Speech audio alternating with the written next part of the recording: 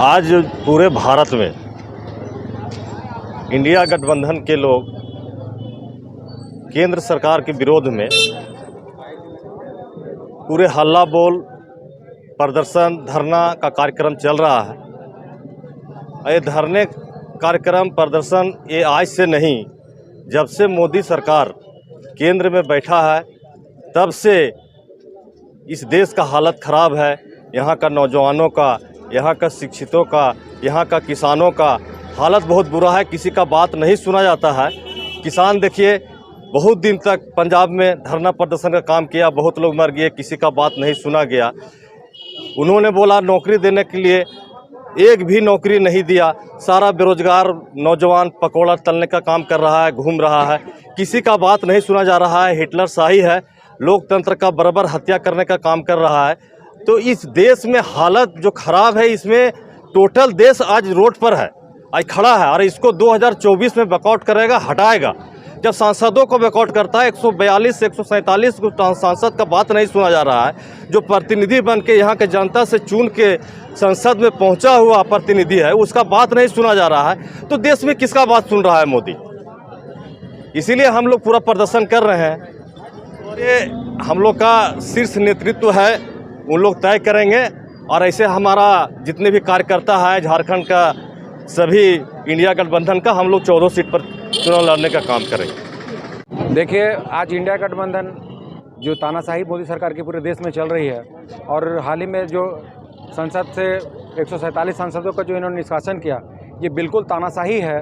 और ये चाहती है कि विपक्ष मुक्त सरकार बनाए, जो मोदी सरकार की जो भूल है। और इंडिया गठबंधन इस मामले में पूरे हिंदुस्तान और इंडिया को बचाना चाह रही है। इस रवैये से मोदी सरकार पूरे देश में वो काम करना चाह रही है। लग रहा है कि पूरा विपक्ष को मिटा देगी। विपक्ष को मिटाने के साथ साथ पूरे देश की जनता इससे तबाह है। पूरा मुझे लगता है कि पिछले जो 8-9 साल जो सरकार चल रही है, ये सरकार पूरे देश में एक तबाही की सरकार चल रही है।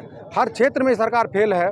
इसके विरुद्ध हम लोगों ने आज पूरे देश में इंडिया गठबंधन के लोगों ने इस सरकार के खिलाफ, इस तानाशाही के खिलाफ जो है सो आवाज़ बुलंद करने का काम कर रही है। कि हम लोग इंडिया गठबंधन के लोग पहले मांग करते रहे हैं कि ये इस देश का चुनाव जो है सो बैलेट पर हो।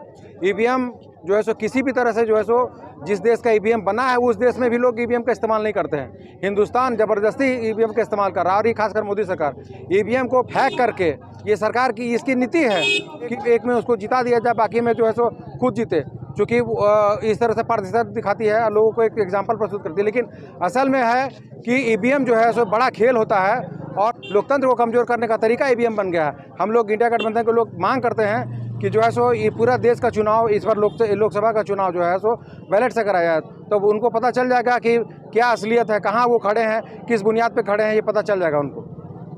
की सरकार है, उस समय ईवीएम में फेरबदल नहीं हो पाया। देखिए, ईवीएम में फेरबदल की बात नहीं, जब इनको मौका मिलता है उसमें अपना खेल कर देते हैं। झारखंड चुनाव के बाद इनको मौका नहीं मिला, चूँकि अकेली चुनाव थी ये, तुरंत इसका काउंटिंग हुआ और ये सरकार बच गई। नहीं तो ये सरकार भी खतरे में थी। ये सरकार का भी लोकतंत्र का गला घोटा जाता, लेकिन चूँकि तुरंत चुनाव, एक राज्य में चुनाव था, इसलिए बच गई सरकार।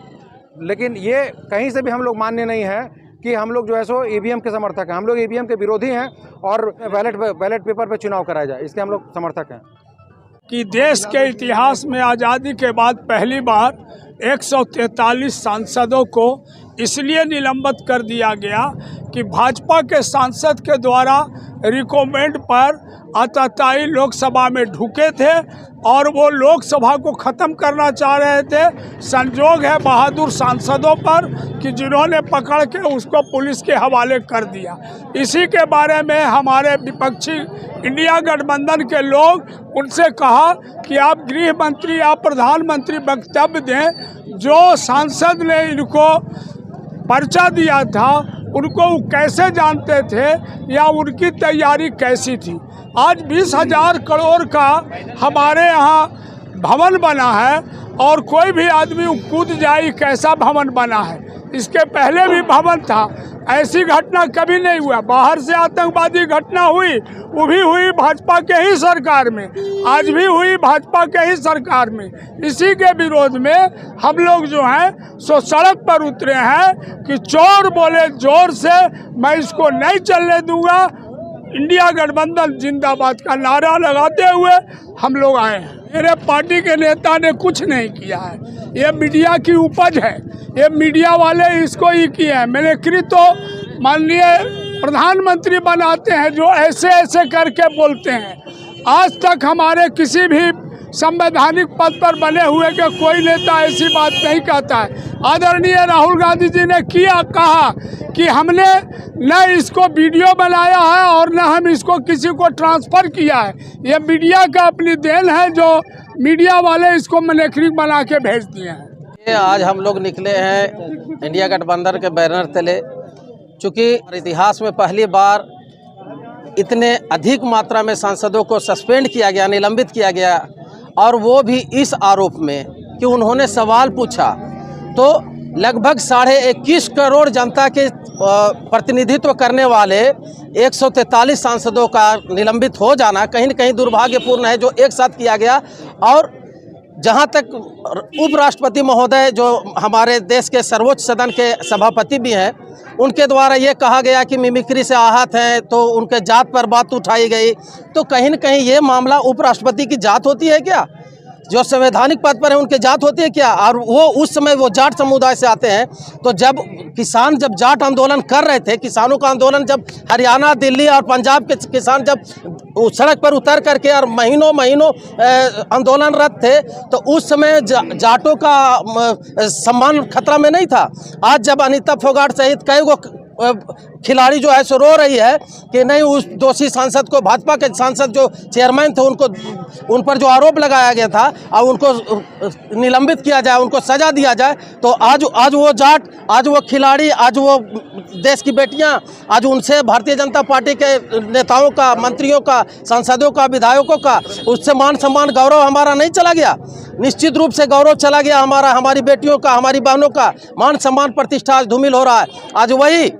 आज वही बेटियों के लिए जिसके विरोध में वो लोग धरना पर बैठे हुए थे, आज उसी चेयरमैन का मित्र जो है आज फिर से चुनाव में चेयरमैन बन गया। आखिर किसके सह पर? आज उन बेटियों को आज इस्तीफा देना पड़ा। कल के अखबार में आपने देखा होगा कि आज वो इस्तीफा दिए। तो और मिमिक्री की बात जहाँ तक आती है, उपराष्ट्रपति महोदय का मिमिक्री कोई उस उद्देश्य से नहीं किया था कि ये बात जाति पे आ जाएगी, और वो बाहर, सदन के बाहर बोल रहे थे। आपको याद होगा कि आदरणीय राहुल गांधी जी जब संसद में 2018 में माननीय मोदी जी को गला लगाए जा करके संसद भवन में, संसद चलते सत्र में, और ज्योति आदित्य राव सिंधिया जी को उन्होंने देखा, तो मोदी जी उस समय लोकसभा में सदन के नेता होने के बावजूद, देश के प्रधानमंत्री होने के बावजूद, और वो मिमिक्री ऐसे कर रहे थे। उस समय ये भारतीय जनता पार्टी के लोगों को वो मिमिक्री नहीं दिखा कि सदन के अंदर मिमिक्री किया जा रहा है। मिमिक्री इतना बड़ा अगर आज हो गया है, तो उस समय 2018 में मिमिक्री शब्द क्यों नहीं दिखा ये भारतीय जनता पार्टी के नेताओं को और ऐसे केंद्रीय मंत्रियों को? कहीं न कहीं देश को इन्होंने 3 जो कानून अभी बनाया है, इसको भी काला अध्याय से जोड़ा जाएगा। आज इन्होंने ये पास कर दिया कि डॉक्टर के पक्ष में ये बिल इन्होंने कर दिया कि अगर उनकी गलती से अगर कोई मरीज मर जाता है तो उन पर कोई आरोप नहीं लगेगा, कोई घर के परिवार के लोग जो होंगे उस पर नहीं बोलेंगे। कहीं नहीं कहीं ये सजा का प्रावधान समाप्त करके भारतीय जनता पार्टी और ये आम आदमी का, इस लोकतंत्र का हत्या करना चाह रही है। तीन कानून पास करके कहीं न कहीं आपने देखा कि 143 सांसदों को बाहर करके और इन्होंने ध्वनि मत से पारित करवा दिया, बिना विपक्ष के। आप जो मर्जी है, हिटलर शाही, इसी से पता चलता है कि ये हिटलर शाही पर उतर गए हैं। और मोदी जी का क्या है, वो पहले ही कह दिए, ये आम आवाम को सोचना है, अंधभक्तों को सोचने की आवश्यकता है। मोदी जी तो पहले अनाउंस कर दिए हैं कि हमको क्या है, हम तो फकीर आदमी है, झोला उठाएंगे, चल देंगे। अरे भैया, वो झोला उठाएंगे ना, उनका आगे नात न पीछे पगा, न बीबी न बच्चा, न भाई से नाता, न बहन से नाता, न किसी से कोई नाता नहीं है।